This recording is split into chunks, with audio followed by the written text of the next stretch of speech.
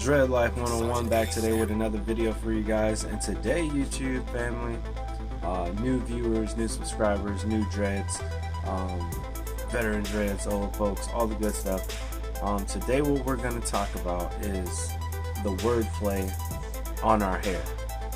Some people call it dreads, some people call it locks, some people call it twists, some people just call it free-forming or natural or natty, or there's a million different words that we got for our hair, right, in this form. Let's just talk about why it doesn't matter what you're calling it. First and foremost, if you're in America, you're speaking English. English is not a language. It is a smorgasbord. It is a dialect. It is a what is that thing that you make the pictures out of? Man, what's those things that you put all the pictures on? It's like collage. The English language is like a collage of words from other actual languages. A language can only be derived from a script. If you aren't familiar with that deep of a context of what I'm trying to derive from, you can go on YouTube and look up what I'm actually saying. So, the reason it doesn't matter what you call your dreads in English and here in America is because no matter what words you have in America, it can always mean something else. That right there should tell you that it's not an actual language. It's just basically slang. It's basically hip-hop. It's basically it's slang. That's exactly what it is. It's just a smorgasbord of a whole bunch of cultures and words pushed and blended together. So, to metaphorically break this down, in English, you got words like blue, right? Oh, that's the color blue, sky's blue, my hat's blue, oh, hi, you have blue eyes, how you doing? And then you have a word like blue. It's the same word, right? But I took a piece of paper, I held it to my lips, and I blew. The word hi. Hi, hello, how are you? No, what I mean is high, like up in the sky, high. It's the same word. Light. Sorry about that. Light. Oh, this light is so bright. This is a very nice light. Then you also have a word like, can I get light ice with that? Just a little light ice, like specifying little or less. You can go on and on and on about this. So whether you call your hair in this form dreads or locks, it doesn't matter while you're speaking English.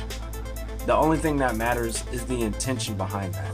Now take the word dread for instance. Now if you research it and you YouTube it and Google it and all that stuff, which is just Western ideology and whatever stuff that you come across, I would highly recommend that you go outside of Western culture and you shoot over to the east, shoot over below the equator. Everywhere dreads have always been existing, and they've usually always called them dreads. Like, that was the name. It was either dreads or natty or natural or probably even wool or whatever the case you want to call it. But it's existed for a really long time, the term dread. Now the definition of it in the book is something awful. It's, oh, I'm dreading this to come. I don't want this to actually happen. I don't want to see this word come. And then how we use it is dread. I'm pretty sure we like our hair. We're not dreading our hair to come. We're not wanting our hair to grow. The intention behind those words is what gives it the context of what you're placing that adjective or noun, I'm assuming it's adjective, is an action, into the sentence. Locks. It's an action. It locked. It happened. My hair is locked. That's a good that's a really, really cool term to use because it doesn't have any negative history to the word lock. Like, you can't go back into the 1800s and look up the word lock and it means children with cleft foot or small people from Scandinavia. It doesn't have a derivative or a history of negativity attached to it. But here in America, it does not matter. That's why people use negative words to describe each other. What's up, dog? Oh, look at this bitch. Oh, that's the baddest bitch right there. What are you talking about? Their intentions are not bad. Don't get it twisted. The wordplay that you use does mess up your reality if you don't understand how words work. I understand how words work. This is just me bringing this little bit of information to you guys. Feel free to do more research on it. Feel free to dig a little bit deeper on the etymology. Now, etymology is going to be the birth of words, where they come from, where they started. They usually don't start here in America. Like, this isn't a language. This is like, I'm telling you, it's really, really slang. It's like very, very new as far as the planet goes. Everything else is kind of just, you got Latin, which is really huge. A lot of click sounds, which are still used today. They're just converted into different alphabetical symbols, basically, and then those symbols get converted into sound and so forth and everything else. You got color, you got words, and then you have sound. Color, words, sound, something like that. But that's all I got for you guys. If I didn't hit on a note, which I was trying to hit on, maybe I started and I rambled off. But today's topic is basically about using the word dread or locked. It doesn't really matter. All that really matters is your intention behind it.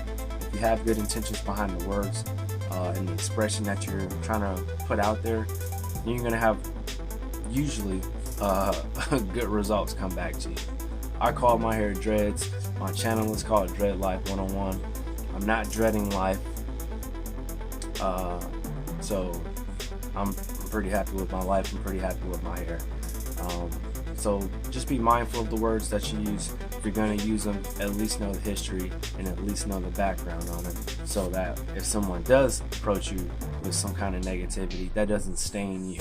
It doesn't make you change your opinion about the word that you were using, because you once had positive intentions for that word. So make sure you do your homework on that.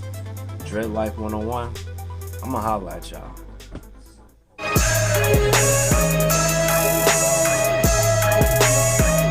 Sergeant ASAP.